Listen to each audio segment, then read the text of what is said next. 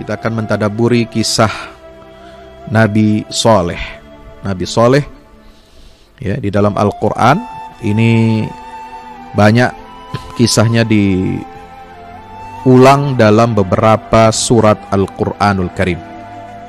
Ya, tadi pagi dalam acara milad Muhammadiyah yang ke-8 di Malang, ya, di Kota Batu, saya menyampaikan tadabbur kisah Nabi Syuaib.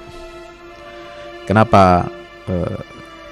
Kadang-kadang karena kita lebih banyak mengupas sisi kehidupan, pelajaran, inspirasi, motivasi iman dari nabi-nabi yang populer, ulul azmi minar rusul, 5 nabi, Nuh, Ibrahim, ya, Musa, Isa, dan Muhammad SAW. Sementara nabi-nabi yang lain jarang kita kupas. Dan ternyata yang sejauh atau sependek yang saya pahami dari ayat-ayat Al-Quran, ya, munculnya Nabi Musa alaihissalam itu tidak secara tiba-tiba. Ya, memang sudah ada mukaddimahnya ketika Fir'aun mimpi yang membuat dia kalut, membuat dia resah, bahwasanya nanti kekuasaannya ini akan terganggu oleh seorang anak laki-laki dari Bani Israel. Maka dia belingsatan, ya, dia uring-uringan sampai dia perintahkan kepada semua bala tentaranya untuk membunuhi, tidak menyisakan anak laki-laki, ya, pemuda, remaja, anak-anak, bahkan bayi yang dalam kandungan pun harus dibunuh. Ya. Dan Nabi Musa alaihissalam ini, ya, seperti tadi saya sampaikan itu, pendidikan beliau yang paling istimewa mendapatkan sibrah dari Allah secara langsung, ya, karena pendidikan dari sang ibu kandung yang melahirkannya itu tidak didapatkan secara normal. Dalam pengertian beliau sejak bayi, sejak dilarungkan ke Sungai Nil itu, ya, sudah diasuh oleh istri Fir'aun, Raja Mesir. Ya, ibunya hanya datang ke istana itu untuk menenangkan dan menyusui, ya, anak kandungnya, yang Fir'aun sendiri tidak tahu kalau ibu ini adalah, ya, ibu kandung daripada bayi yang bernama Moses. Hanya sampai itu saja kisah Al-Quran. Kai taqarra 'ainuha wa la tahzan inna laradduhu ilaik wa ja'iluka minal mursalin. Sampai itu saja pendidikan orang tuanya Musa. Tapi orang Musa ini mendapatkan pendidikan sibrah Islamiyah yang luar biasa. Itu justru ketika Musa itu lari ke negeri Madian, ke kampung Madian. Di situ ada Nabi Syuaib. Ya, 1 halaman dalam surat Al-Qasas itu berkisah tentang pertemuan Musa dengan 2 putri yang mencari air untuk memberikan minum, ya, gembala atau domba-dombanya. Dan kemudian Musa, dalam bahasa kita sekarang, mondok atau nyantri selama 10 tahun di negeri Madian itu. Ya, baru setelah lulus dia dinikahkan, dan setelah menikah dia keluar dari Madian setelah 10 tahun membawa istrinya, dan disitulah baru dia kemudian mendapatkan wahyu dari Allah di Tur Sina. Itu kisahnya. Jadi pendidikan yang mendidik seorang Nabi Musa ini justru adalah di tangan mertua yang sekaligus menjadi mentor, ya, bapak ideologisnya Nabi Musa alaihissalam. Nah, ini kadang-kadang kita suka lewatkan ini cerita kisah-kisah semacam ini. Ini hal-hal yang menurut saya cukup menarik. Jadi Musa itu menjadi ulul azmi minar rusul bukan semata-mata, ya, beliau sendiri, tetapi ada faktor-faktor lain yang membentuk karakter. Dia berani melawan kezaliman, kediktatoran, melawan tirani Fir'aun yang luar biasa. Dan itu didapatkan dari mana? Dari sosok mertua. Nah, maka itu bagi para dokter-dokter yang jomblo, Nah, nanti kalau cari jodoh jangan cuma lihat calon istrinya, bos. Ya, harus juga lihat profil calon mertuanya. Ya kan? Nah, harus pandai-pandai kita ya untuk mencari jodoh dan mencari calon mertua. Kalau calon mertuanya tidak baik, dia tidak bagus, tidak taat beragama, wah repot nanti. Ya, walaupun anaknya ahli ibadah. Nah, harus dua-duanya, ya. Contoh Nabi Musa. Dapat istri, dapat mertua yang baik dan bahkan menjadi mentor spiritual, mentor ideologi yang membentuk karakter Nabi Musa AS. Nah, kembali kepada tema kita, Nabi Soleh ini adalah berasal dari kabilah Tsamud. Ya. Kabilah Tsamud adalah kabilah Arab, Al-Aribah. Dari 25 nabi dan rasul yang kita kenal, disebutkan di dalam Al-Quran, 5 nabi itu berasal dari bangsa Arab. Ya, 5. Siapa mereka? Yang pertama adalah Hud, yang kedua adalah Shu'aib, yang ketiga adalah Soleh, ya. Tentu saja setelah itu yang keempat adalah Ismail, dan setelah itu adalah Nabi Muhammad sallallahu alaihi wasallam. Hud, Soleh, Shu'aib, ya, kemudian siapa tadi? Hud, Soleh, Shu'aib, Ismail, dan Nabi Muhammad. Jadi mertuanya Nabi Musa itu orang Arab.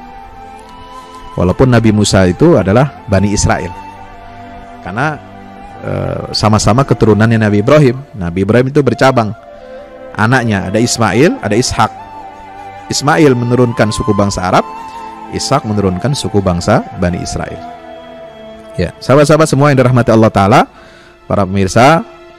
Jadi kaum Tsamud ini adalah berasal dari kabilah suku Arab. Sebelum datangnya Nabi Ibrahim alaihissalam. Ya, di mana mereka tempat tinggalnya? Yaitu di daerah yang disebut dengan Al-Hijr. Al-Quran menyatakan Ashabul Hijr. Mereka pemilik-pemilik atau yang membangun batu-batu. Al-Hijr itu batu artinya. Di mana Al-Hijr? Letaknya posisinya antara Hijaz dan negeri Syam, yaitu di Wadil Qura. Ya.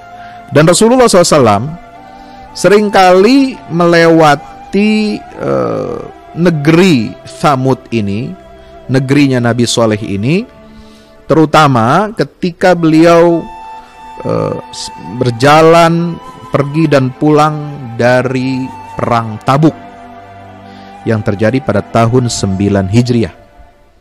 Jadi Tabuk itu adalah suatu daerah, nama di Yordania, nama wilayah, nama tempat di Yordania.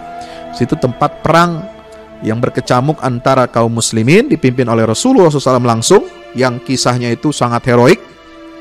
Yang disebutkan dalam surat At-Taubah itu adalah Jaisul Usrah, ya, perang yang diwajibkan oleh Allah Ta'ala langsung pada saat musim paceklik, ya, musim panas. Ya, saat susah, ya, perkebunan belum sedang menunggu hasil panen, tapi orang Madinah semua harus keluar, ya.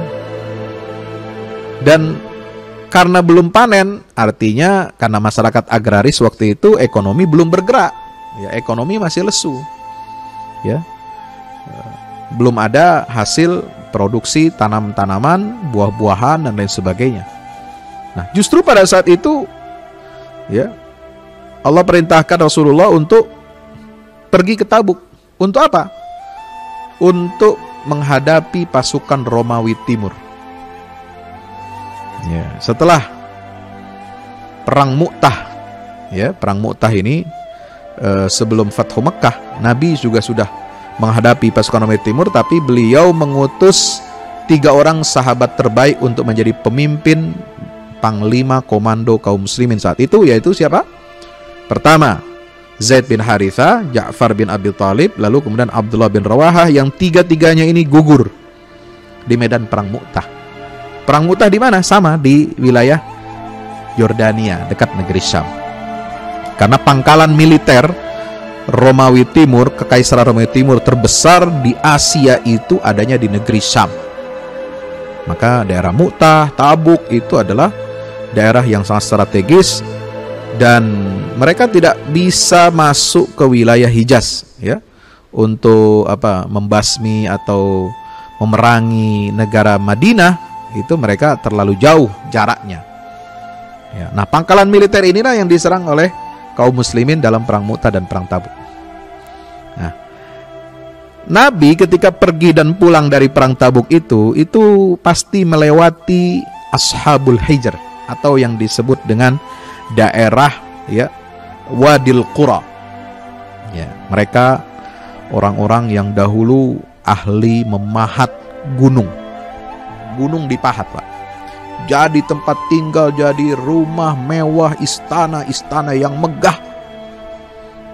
Itulah yang salah satu peninggalannya bisa kita lihat, bisa kita saksikan. Di antaranya, satu di antaranya itu bukan satu-satunya. Dulu itu banyak di situ.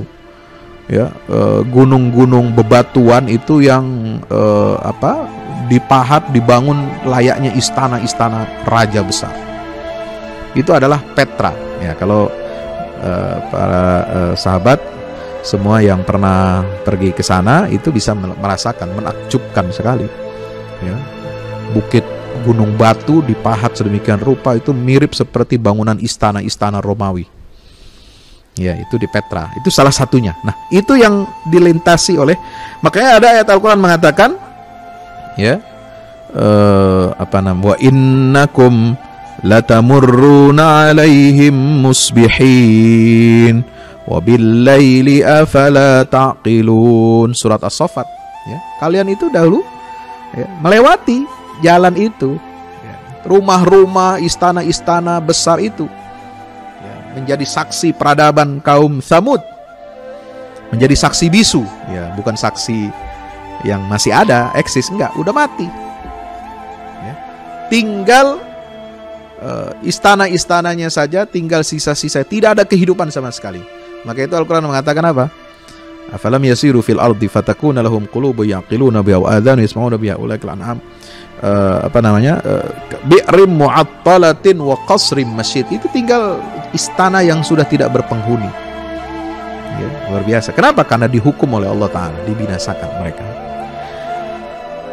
Sahabat-sahabat yang dimuliakan Allah Ta'ala, Allah mengutus Nabi atau seorang Rasul, yaitu bernama Saleh, kepada kaum Tsamud ini. Dan Nabi Saleh ini mengajak kaumnya untuk menyembah Allah Subhanahu wa Ta'ala, tauhid uluhiyah ya. Kisah Nabi Saleh itu bisa kita temukan di dalam beberapa surat Al-Quran yang agak terperinci. Itu ada di dalam surat Al-A'raf yang pertama, surat Hud, surah Al-Hijr. Jadi surat Al-Hijr itu ya, dinamakan Al-Hijr itu mengambil nama dari lokasi wilayah pemukiman kaum Tsamud. Al-Hijr itu ada sebelum surat Al-Isra ya kan, itu ada surat Al-Hijr, kemudian An-Nahl, atau An-Nahl dulu, saya lupa ya. Surat apa dulu Ustaz? Ya, itu bisa kita lihat ya, antara surat Al-Isra dan surat An-Nahl itu ada surat Al-Hijr ya, subhanallah.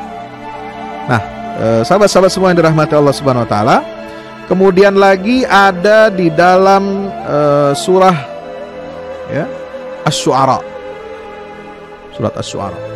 Lalu ada di dalam surah Fussilat ya.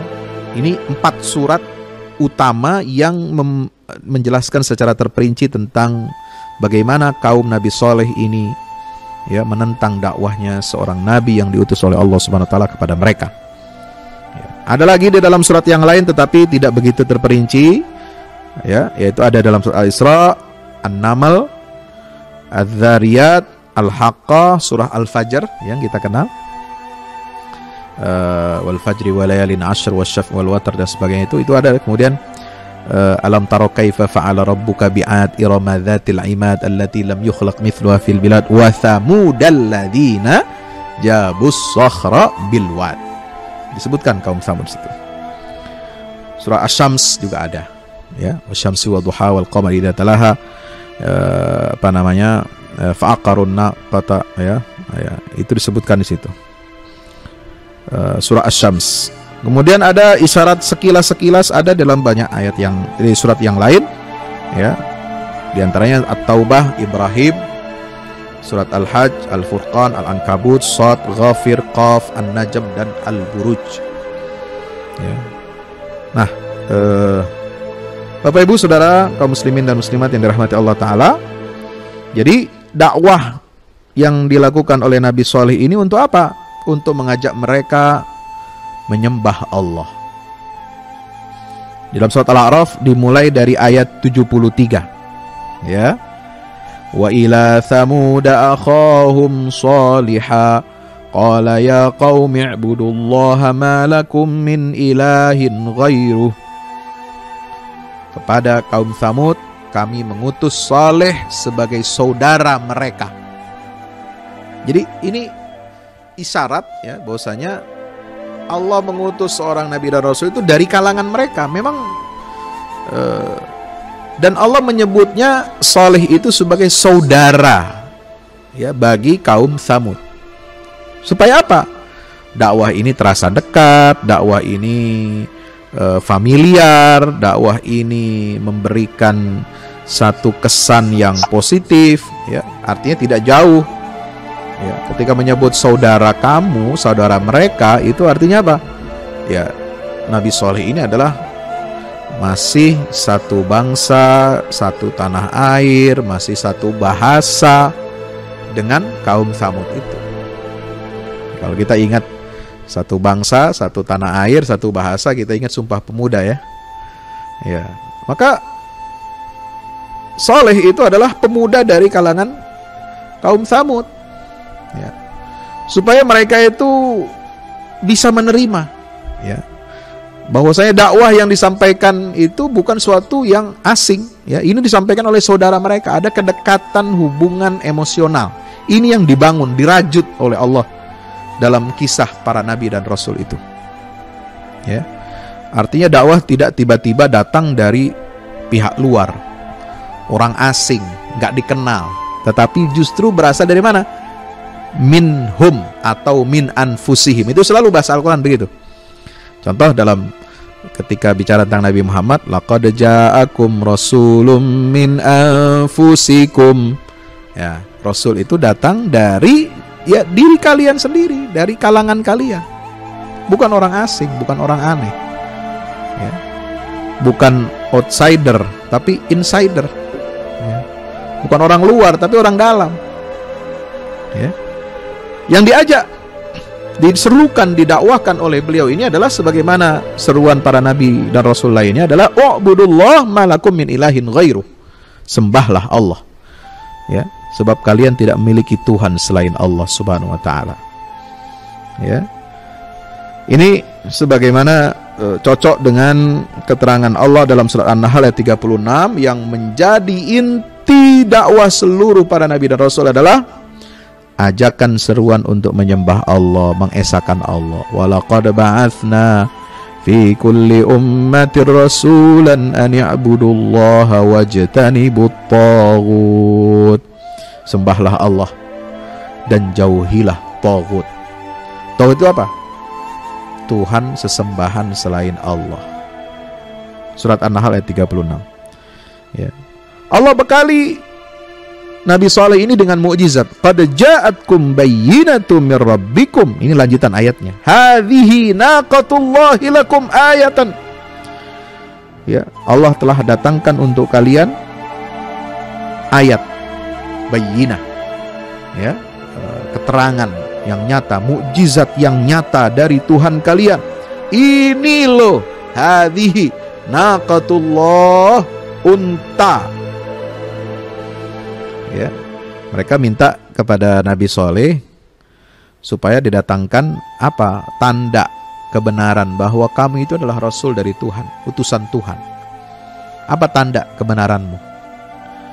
Dan mereka mengusulkan ya kepada Nabi Saleh ini dalam satu riwayat, antakhrujalahum iqtarahu alaihi bi antakhrujalahum min sakhratin ayyanuha naqatun. Mereka mengusulkan kepada Saleh agar keluar dari batu-batuan yang cadas, batu-batuan yang ada biasa mereka pahat ya, untuk menjadi istana yang megah. Keluar dari situ makhluk hidup. Jadi ini sesuatu yang sifatnya apa? Bertentangan ya. Dari benda mati keluar benda hidup. Bisa nggak? Coba kamu buktikan. Karena keahlian mereka itu ya soal memahat batu. Dan mereka membuat istana itu seperti hidup, Pak. Seperti 3 dimensi apa? Sekarang apa itu? 3 dimensi apa 4 dimensi ya? Itu bisa memahat bukit-bukit bebatuan itu bisa seperti bangunan 3 dimensi, 4 dimensi. Luar biasa. Nah, mereka tuntut itu. Nah, kalau kita punya teknologi canggih seperti ini, apa teknologi yang Anda punya? Kira-kira begitu. Sebagai tanda bahwa kamu itu benar dari Tuhan, utusan Tuhan. Ya. Ayo keluarkan dong. Ada benda mati, dari benda mati ini batu ini kan benda mati. Ya. Keluarkan dari situ objek yang bisa memenuhi unsur 3 dimensi. Ada kehidupannya, ya, ada ininya macam-macam. Gerakannya, ada suaranya, ada bisa divisualkan, ada suaranya, ada bentuk fisiknya dan sebagainya. Ya. Maka Nabi Saleh terima tantangan itu dan beliau menjanjikan akan apa? Akan membawa mukjizat dari Allah Subhanahu wa taala dan diberikan oleh Allah. Nah, ketika keluar naqah ya, unta dari bebatuan itu, gunung yang biasa mereka pahat jadi hidup ya, menjadi bentuk bangunan 3 dimensi ya, itu keluar unta itu ya, itu sesuai dengan apa yang mereka minta. Tapi justru kemudian mereka mengatakan, mereka apa lakukan? Mereka lakukan perbuatan makar. Fadharuha ta'kul fi ardillah. Ya. Ketika keluar unta itu, Nabi Saleh bilang kepada kaumnya, kaum Tsamud, biarkan unta ini makan dari hasil bumi yang Allah sediakan untuk kalian. Biarkan unta ini makan bebas ya, minum. La tamassuha bisu, jangan kalian sentuh, jangan sakiti dia, unta ini. Fayakhudzakum adzabun alim. Kalau kalian sakiti unta ini, kalian akan mendapatkan siksa yang pedih. Al-A'raf ayat 73. Itu ujungnya. Ya, subhanallah, ya. Kenapa? Ada pertanyaan. Kok naqah itu diidhofatkan kepada Allah? Naqatallahi wa suqyaha. Ya. Kalau surat Asy-Syams itu kan ya, ada kita ayat sering kita baca, naqatallahi wa suqyaha fadamdama alaihim rabbuhum bidzambihim fasawwaha wala yakhafu uqbaha. Kenapa itu disebut naqatullah? Untanya Allah. Dia apanya Allah? Kenapa unta itu dinisbatkan kepada Allah? Ta'ziman li sya'niha, untuk memberikan kesan pengagungan ya, mukjizat itu karena dia berasal bersumber dari Allah dan terjadi atas izin Allah Subhanahu wa taala. Bukan berarti unta itu adalah anak Tuhan, bukan. Atau dilahirkan oleh Allah, bukan. Tetapi itu adalah bukti kebenaran dan kekuasaan Allah Subhanahu wa taala dalam bentuk keluarnya unta yang memiliki 3 dimensi itu, hidup, nyata, real, makan, minum, kencing dia, keluar air susunya pula. Nanti kan ada kisahnya kelanjutannya. Mereka harus berbagi. Ya. Bapak Ibu Saudara yang dirahmati Allah Subhanahu wa taala, maka di sini kanat tashrab bin bi'rin muayyanah yauman walil qaumi yaumun akhar. Ya, dalam kisah tentang unta itu, unta itu minum dari satu sumur pada hari tertentu, dan di hari yang lain kaum Samud itu mengambil air dari sumur itu. Nah, ini dibagi. Jadi ada pembagian hari, giliran, digilir, ya, mana waktu hari untuk minum unta ini, mana waktu hari kaum Samud itu mengambil air, ya, menyimpan dan mereka bawa air itu untuk kepentingan kehidupan mereka sehari-hari, ya. Di mana ayat itu disebutkan? Di dalam surah Al-Qamar dan surat Asy-Syu'ara. Nah, ini soal pembagian hari, ya, kapan dari sumur itu ini khusus minumnya unta, dan hari apa bagi kaum itu minum dari sumur itu. Di dalam surat Al-Qamar, ya, disebutkan ayat 28, wa nabbihum annal ma'a qismatum bainahum kullu syirbim muhtadar fanadainahum, ya, itu disebutkan apa? Beritahukanlah kepada mereka bahwasanya air ini, sumber air ini itu menjadi qismatum bainahum, dibagi hari untuk kalian kapan dan hari untuk unta ini minum kapan. Demikian pula dalam surat Asy-Syu'ara 155 disebutkan hadhihi naqatul laha syirbun walakum syirbu yaumin ma'lum. Ya, pembagian hari itu masih berkaitan itu. Nah, maka itu, ya, Nabi Saleh setelah mendatangkan mukjizat dari Allah Subhanahu wa taala dan dengan izin Allah mendatangkan mukjizat seperti yang mereka minta, bahkan lebih dahsyat. Kalau cuma mahat batu gunung, ya, jadi istana itu biasa, ya, itu bukan makhluk hidup, tapi memang punya dimensi-dimensi seperti, ya, dia nyata keren gitu. Tapi ini makhluk hidup betulan, keluar dari batu, dari benda mati. Ini kan lebih dahsyat, ya, luar biasa. Mereka tercengang, ya.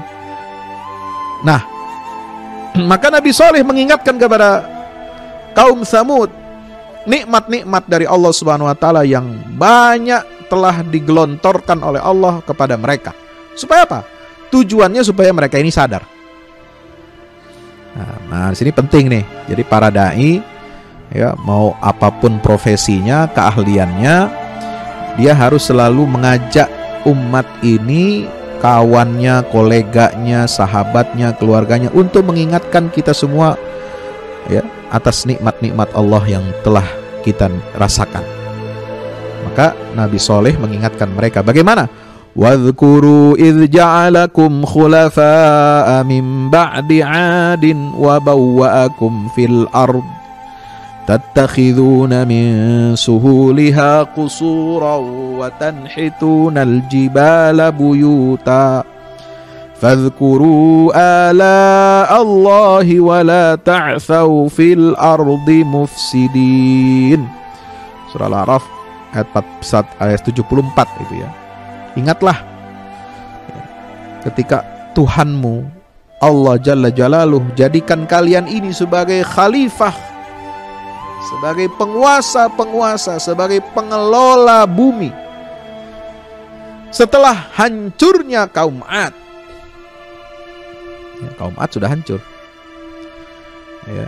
Jadi setelah hancur satu kaum, Allah berkehendak untuk memunculkan kaum lain untuk mengelola bumi, memakmurkan bumi. Tetapi mereka ini silih berganti dimunculkan oleh Allah sebagai khalifah di muka bumi, ya.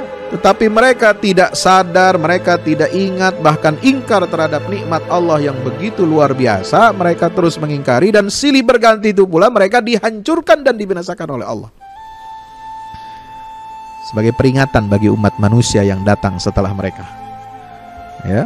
Maka itu Nabi Saleh itu mengingatkan kaum Samud, itu loh, lihat, ya, kaum 'Ad, ya, yang diserukan, didakwahkan oleh Nabi Hud, sama-sama bangsanya dengan kalian, bangsa Arab, ya kan? Hud, Saleh, Syuaib, Ismail, Muhammad, itu 5 nabi dari bangsa Arab. Mereka sama-sama bangsanya dengan kita, bahasanya dengan kita, warna kulitnya sama dengan kita, adat istiadatnya sama dengan kita. Mereka dulu dihancurkan oleh Allah Subhanahu wa taala. Kenapa kalian tidak mau menyadari, belajar dari kesalahan dan kekeliruan orang sebelum kalian? Mestinya kan jadi pelajaran. Ya. Apalagi Allah sudah menjadikan kalian ini sebagai apa? Khalifah setelah hancurnya kaum Ad.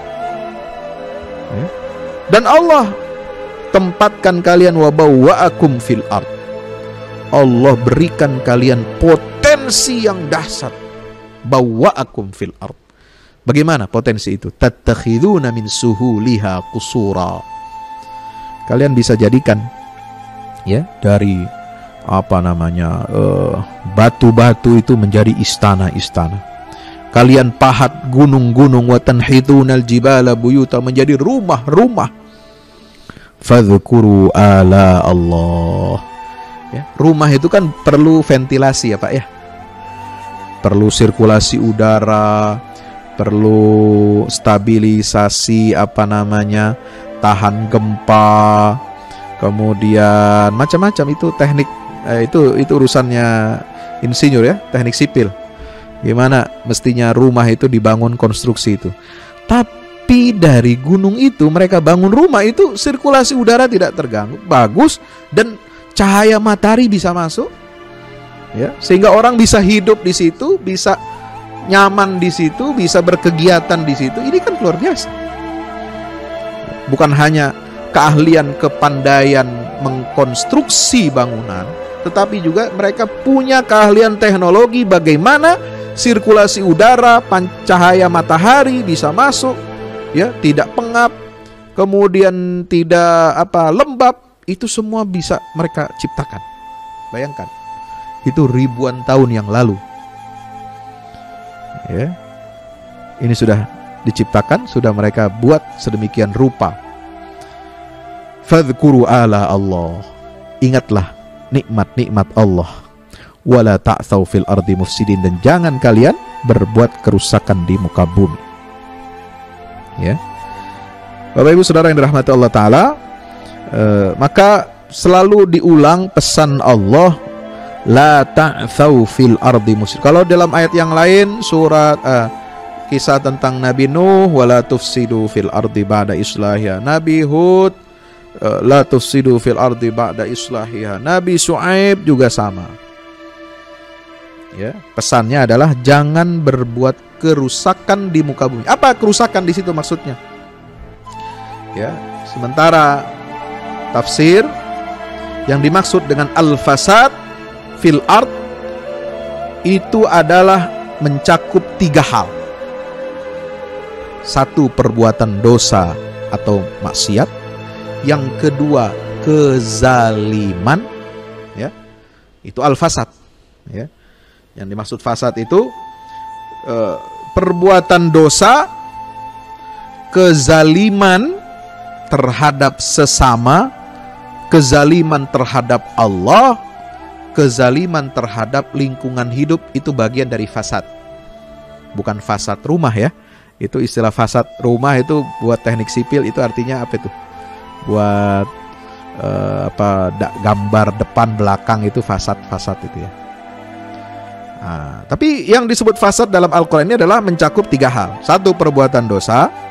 Yang kedua, permusuhan, agresi kepada sesama, ya, kepada alam lingkungan hidup ini kita serang, ya, kita musuhi dengan cara bagaimana? Ya, eksploitasi yang berlebihan, ya, kita rusak alam ini. Itu bagian dari apa? Permusuhan kita kepada alam semesta. Kalau kita memusuhi alam semesta, maka berarti kita ikut memusuhi Allah Subhanahu wa taala. Allah ciptakan bumi ini seimbang. Allah cukupkan sumber daya yang ada di muka bumi ini untuk manusia sampai hari kiamat. Ya. Kalau kita salah, kalau ada manusia itu kelaparan, busung lapar, malnutrisi dan lain sebagainya, itu bukan salah Allah, bos. Ya, Allah sudah ciptakan semua cukup. sawa'an lisailin. Itu surat Fussilat mengatakan, cukup bagi semua makhluk dari awal diciptakan manusia sampai hari kiamat. Berarti kalau ada manusia yang kelaparan, bos, salah siapa? Salah kelola manusia. Termasuk dia merusak lingkungan hidup, ya, tidak memperhatikan aspek ramah lingkungan, ya, bangun sembarangan dan lain sebagainya sehingga merusak alam ini. Itu bagian dari al-fasad dan kezaliman. Zalim kepada rakyat, zalim kepada bangsa, ya, menjual bangsa ini, menjual harga diri bangsa, ya, itu perbuatan zalim. Dan salah satu perbuatan zalim yang paling besar adalah perbuatan syirik kepada Allah Subhanahu wa ta'ala. Inna syirka la zulmun azim. Jadi yang disebut dengan fasad itu ada 3. Apa tadi? Perbuatan dosa. Dosa apa saja? Dosa besar, dosa kecil, itu kita berarti turut merusak bumi.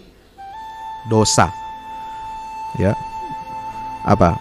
Dosa misalnya syirik, udah jelas. Kemudian durhaka pada orang tua, itu dosa, ya. Makan harta riba, dosa. Makan harta anak yatim, dosa besar, ya. Berzina, dosa besar. Mencuri, dosa besar. Minum khamar, dosa besar. Kalau kita lakukan dosa-dosa ini, berarti kita turut merusak muka bumi ini, ya. Kenapa demikian? La tufsidu fil ardi ba'da islahiha, atau dalam kisah Saleh ini adalah wala ta'thau fil ardi mufsidin. Ya.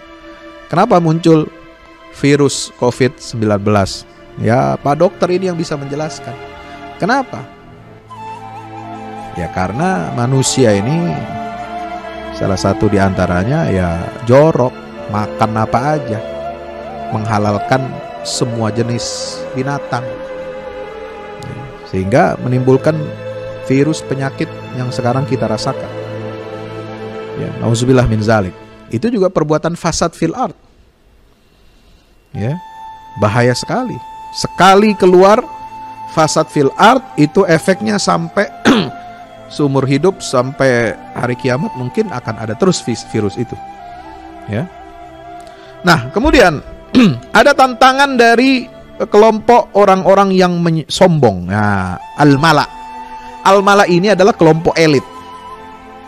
Ya, elit politik, elit ekonomi, elit sosial, ya, yang memegang kendali kuasa suatu negeri. Itu elit, namanya al-mala. Qalal mala'u min qaumi Fir'aun. Nah, itu kaum Fir'aun. Siapa elitnya? Elitnya ada Qarun, ada Haman, ada Bal'am, ada Fir'aun.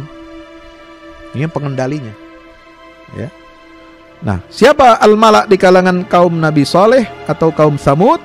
Qalal mala'ul ladzina istakbaru min qaumihi lil ladzina istud'ifu liman amana minhum ata'lamuna anna Salihan mursalun min rabbih qalu inna bima ursila bihi mu'minun. Ya, ini tantangan. Ya, pertanyaan dari orang-orang yang sombong kepada orang-orang yang lemah. Ya, apakah kalian, wahai orang-orang yang du'afa, mustad'afin? Apa bedanya du'afa dengan mustad'afin, Bapak Ibu dirahmati Allah? Kalau du'afa, ya, itu bermakna natural. Ya, dia lemah karena natural, karena kondisi, ya, yang ada. Tapi kalau mustad'afin lilladzina stud'ifu, mereka lemah karena dilemahkan. Itu bedanya. Dilemahkan, dipinggirkan, dimarginalkan. Itulah kaum mustad'afin. Ya, mestinya kalau diperlakukan adil, setara, ya, tidak diskriminatif, diberikan kesempatan yang sama, mereka bisa kuat. Tapi ya disumbat, ya, kesempatan itu yang setara, ya. Maka mustad'afin ini dikatakan apa? Apa pendapat kalian tentang Saleh? Apakah benar dia itu adalah Rasul diutus dari Tuhannya? Orang-orang mustad'afin mengatakan, iya, kami percaya dan beriman kepada apa yang telah diutus oleh Allah kepada dirinya. Nah, Bapak Ibu Saudara yang dirahmati Allah Subhanahu wa taala, kaum Nabi Soleh ini kemudian membantah, ya, mengingkari seraya mengatakan, qala alladzina istakbaru inna billadzi amantum bihi kafirun. Kalau kalian beriman, kita kafir. Kita kafir kepada apa yang dibawa oleh Soleh itu. Kita nggak meyakini dia itu adalah nabi atau rasul. Ya, maka itu apa yang menyebabkan mereka ini tidak mau beriman? Mereka punya banyak alasan, 1001 alasan. Seperti disebutkan dalam salah satu surah Al-Quran, surah Al-Qamar. Kadzabat Tsamudu bin nuzur, faqalu abasharam minna wahidan nattabi'uhu inna idzal lafi dhalalin wa su'ur. Satu alasan mereka. Ya. Kok yang diutus Rasul kepada kami itu manusia dari golongan kita? Dia nggak punya kelebihan apa-apa dari kita. Kita sama dengan dia. Ya. Jangan ada yang mengklaim bahwa dirinya ini mendapatkan titah atau wahyu dari Allah. Jangan-jangan dia mengklaim itu hanya jadi alasan untuk bisa mengendalikan dan mengatur kita ini. Kita jadi budaknya dia. Kita nggak mau. Emang siapa dia Soleh? Ya. Dia nggak ada lebih unggul daripada kita. Ini rata-rata semua kaum para nabi dan rasul terdahulu mengatakan demikian. Ya, itu sama-sama manusia kok dengan kita. Aulqiya dzikru alaihi min bainina bal huwa kadzdzabun asyir. Apakah telah disampaikan kepada dirinya peringatan, ya, atau wahyu itu di antara kita, hanya dia saja yang terpilih. Bal huwa kadzdzabun asyir. Oh, itu orang pendusta. Ya, nauzubillah min zalik. Nah, itu jawabannya. Maka Nabi Saleh mengatakan apa? Ala tattaqun inni lakum rasulun amin fattaqullaha wa ati'un wa ma as'alukum alaihi min ajrin in ajriya illa ala rabbil alamin. Asy-Syu'ara 144 145. Ya. Bapak Ibu yang dirahmati Allah taala, Nabi Saleh mengingatkan kepada mereka, tidakkah kalian mau bertakwa kepada Allah? Sungguhnya aku ini adalah Rasul, ya, yang dipercaya untuk mengemban risalah ini, diutus aku kepada kalian. Maka bertakwalah kepada Allah, lalu ikuti aku. Ya. Nabi Saleh nggak bilang sembahlah aku, ya, jadikan aku dipertuan oleh kalian, tidak. Tapi sembahlah Allah, bertakwalah kepada Allah, tunduk patuh kepada hukum Allah, dan ikuti nasihatku. Taati nasihatku. Ya. Nabi dan Rasul itu bukan ingin cari kekuasaan, bukan ingin cari jabatan, tapi tugas mereka adalah ingin menyelamatkan manusia dari kehancuran. Ya.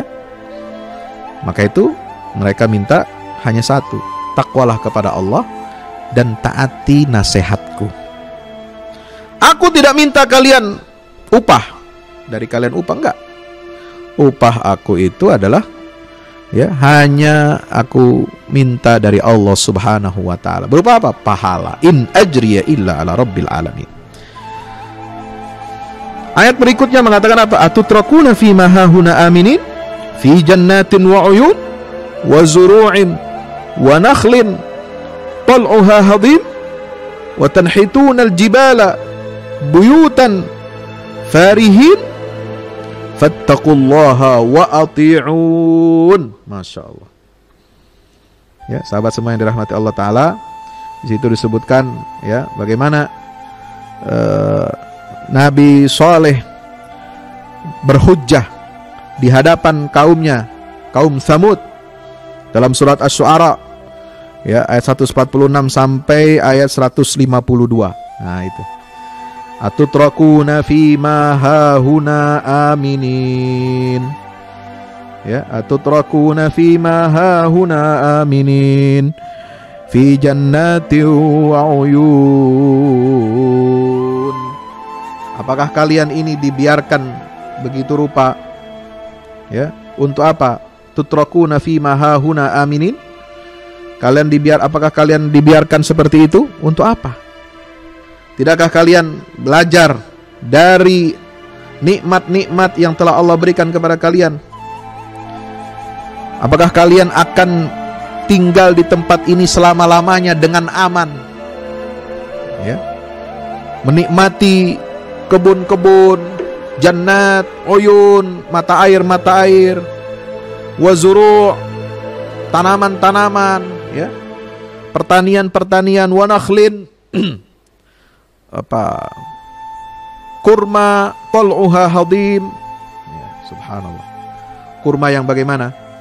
Ya, kurma yang lebat, ya, mayangnya. Wa tanhituna minal jibal, kalian kemudian memahat dari gunung-gunung itu menjadi rumah-rumah yang mewah. Kalian bisa tinggal di dalamnya, ya, yang rumah itu menjadi rumah yang kokoh. Fattaqullaha wa ati'un, takwalah kalian kepada Allah dan taati aku. Wala tuti'u amral musrifin, jangan kalian mengikuti perintah orang-orang yang berbuat israf, pemimpin-pemimpin yang musrifun. Nah, di antara tafsirnya, al-musrifun itu adalah pemimpin yang berakhlak buruk, suka melampaui batas dan suka berbuat israf. Israf itu apa? Wala takunu minal musrifin, ya kan? Al-Quran mengatakan wala tusrifu, innallaha la yuhibbul musrifin. Jadi kalau ada pemimpin yang suka, ya, berlebih-lebihan, suka menjual, melego, ya, kekayaan alam, tidak disisakan buat anak cucu nanti generasi pelanjutnya, nah itu masuk dalam kategori amral musrifin. Ya, padahal sudah diingatkan, kalian ini nggak akan selama-lamanya. Ingat dong anak cucu. Ya, ada kebun, ya, ada jannat, ada mata air, ada tanam-tanaman, ada pertanian dan sebagainya itu. Ingat bagaimana kelangsungan ini. Kalau saya memahami ayat ini menarik. Itu ingat dong, sustainable development itu harus kalian pikirkan. Itu zaman dulu itu, Nabi Soleh ribuan tahun yang lalu bilang, jangan kalian israf, hambur-hambur, berlebih-lebihan, ya, mau dihabisin semua kekayaan alam itu yang ada di bumi kalian ini. Alladzina yufsiduna fil ardi wala yuslihun, merusak bumi dan tidak mau memperbaiki. Nah, biasanya begitu, orang habis nambang dibiarin pergi. Akhirnya apa? Mencemari lingkungan. Jadi terbengkalai, jadi rusak alam ini. Ya. Itu biasanya begitu. Nah, ini sudah diingatkan, alladzina yufsiduna fil ardi wala yuslihun. Perbuatan merusak di muka bumi itu paralel atau sejajar dengan perbuatan dia tidak mau melakukan islah, ya, tidak mau beramal soleh. Kenapa? Karena mereka suka berbuat dosa, ya, berbuat dosa. Yufsiduna fil ard wala yuslihun, dan tidak mau beramal saleh, ya. Nah, itu mujadalah ataupun bagaimana Nabi Soleh ini memberikan peringatan kepada kaumnya, ya, kepada kaumnya. Nah, lalu kemudian apa yang diterangkan di sini? Jawaban dari kaum Soleh apa? Setelah diberikan peringatan, ya, ingat, jangan kalian ikuti perintah orang-orang pemimpin-pemimpin yang buruk, yang melampaui batas. Apa jawaban mereka? Qalu innama anta minal musahharin. Ya, mereka berkata, kamu itu adalah termasuk orang-orang yang kena sihir. Ya, orang yang terkena sihir. Ya, jadi ngomongnya ngaco. Nah, dibilang, jadi orang yang ingin memberikan perbaikan, memberikan usulan baik untuk menyelamatkan negeri dan bangsa, itu dibilangnya kena sihir, maka ngomongnya ngaco. Ya, itu kata kaum Samud kepada Nabi Saleh, ma anta illa basyarum mithluna. Ya, kamu itu sama aja dengan kita, nggak ada bedanya. Kamu itu tidak lain sama manusia seperti kita. Fa'ti bi ayatin in kunta minas shadiqin. Mereka minta lagi ya bukti bahwasanya Saleh itu adalah benar. Ya, di sini mintanya bukan minta mukjizat lagi karena mukjizat sudah dibuktikan. Tapi mereka langgar, mereka menyembelih, mereka sembelih unta itu. Ya. Maka diberikan peringatan-peringatan lagi sampai ujungnya fa'ti bi ayatin in kunta minas shadiqin, berarti itu menantang untuk turunnya azab Allah Subhanahu wa taala.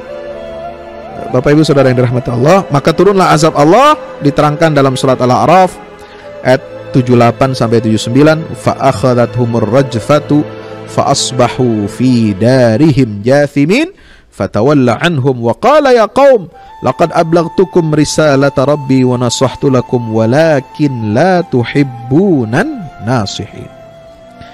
Maka mereka mendapatkan siksa berupa apa? Ar-rajfah, goncangan bumi, gempa bumi yang dahsyat. Fasbahu fi darihim jathimin, sehingga mereka menjadi hancur ya di rumah-rumah mereka. Sebenarnya bentuk siksa yang Allah timpakan kepada kaum Nabi Saleh ini ya itu ada beberapa macam.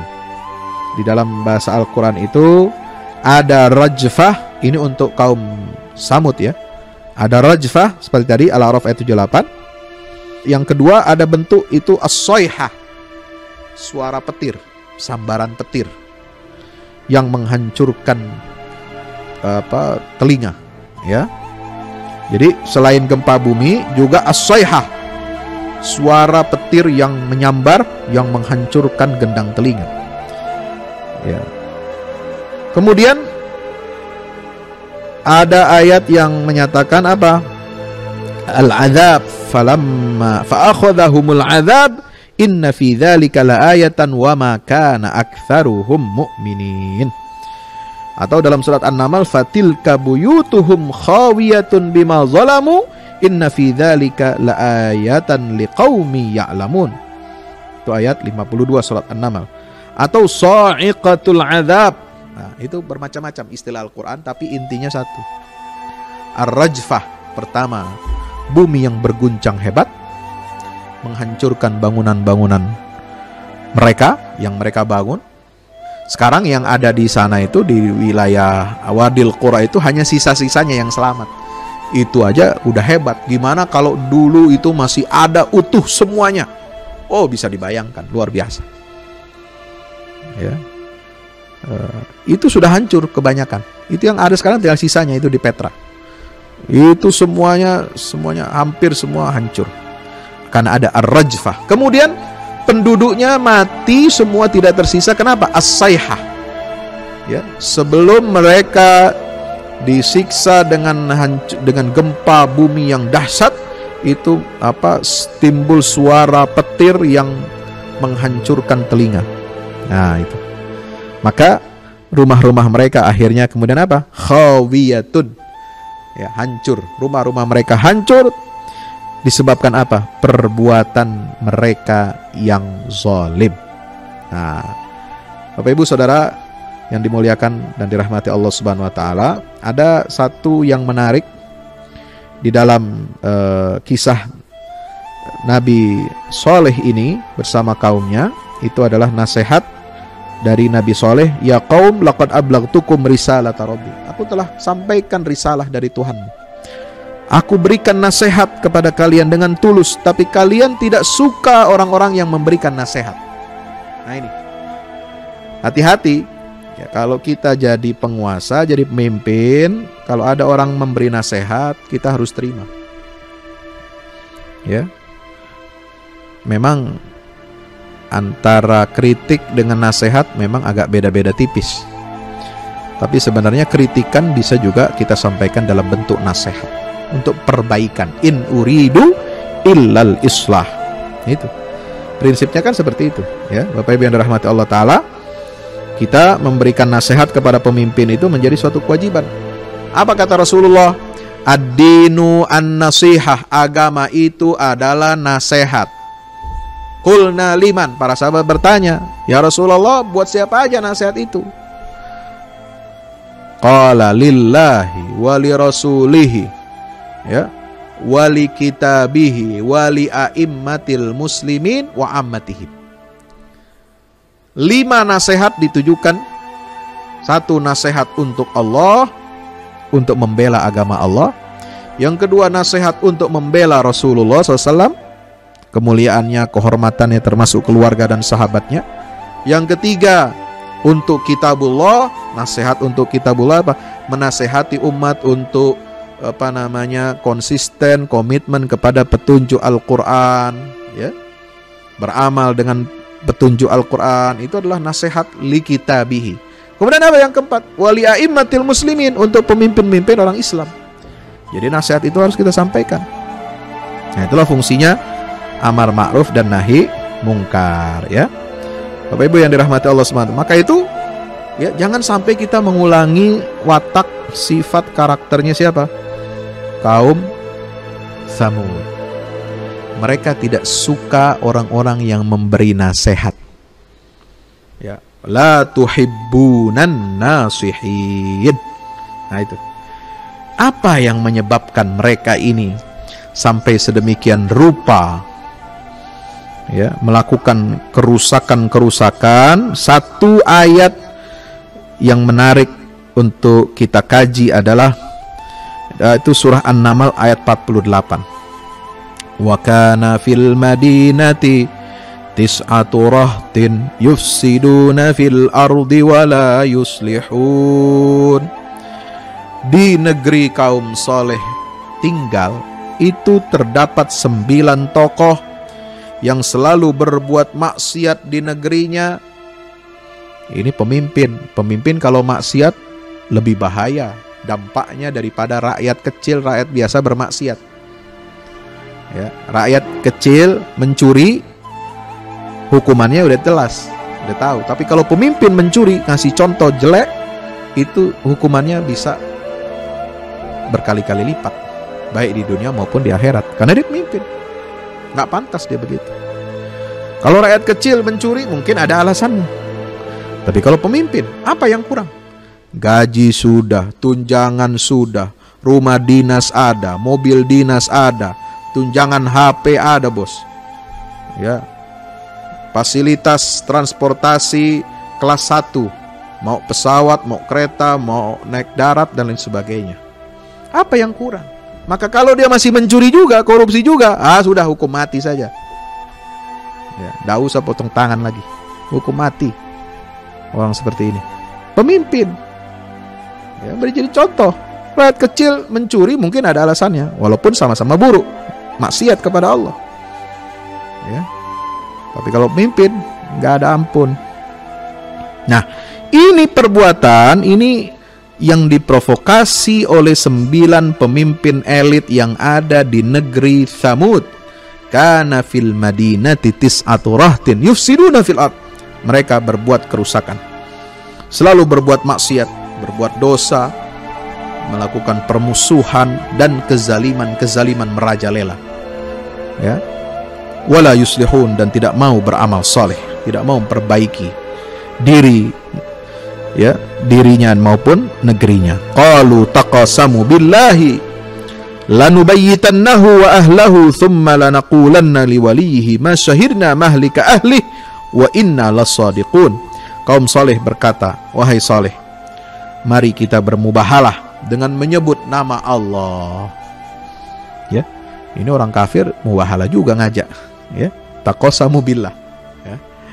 Jadi aneh juga ini. Sebut nama Allah, ayo kita mubahalah deh.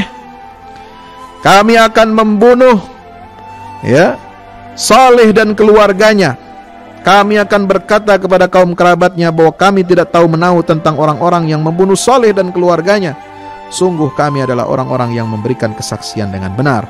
Wa makaru makran wa makarna makran wa hum la yash'urun. Ya. Mereka kaum saleh itu mengatur tipu daya, maka Allah membalas tipu daya mereka itu tanpa mereka sadari.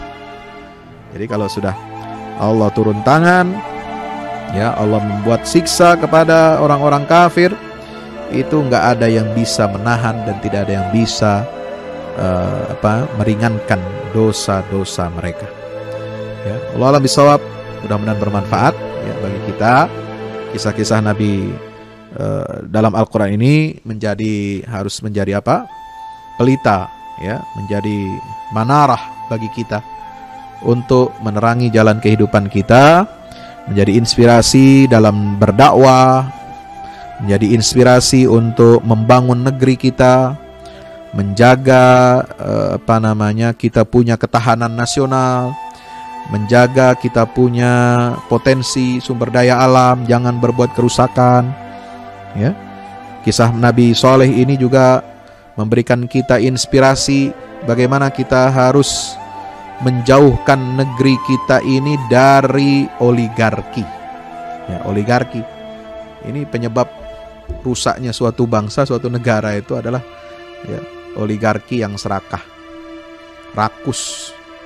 Yang itu dalam kisah Nabi Soleh itu diwakili, disimbolkan dengan tis'atu rahtin yufsiduna fil ardi wala yuslihun. 9 elit pemimpin yang suka berbuat maksiat dan menebarkan maksiat merajalela, dan tidak ada yang berani untuk membantah apalagi menghentikan perbuatan maksiatnya. Wallahu a'lam bishawab. Wassalamualaikum warahmatullahi wabarakatuh.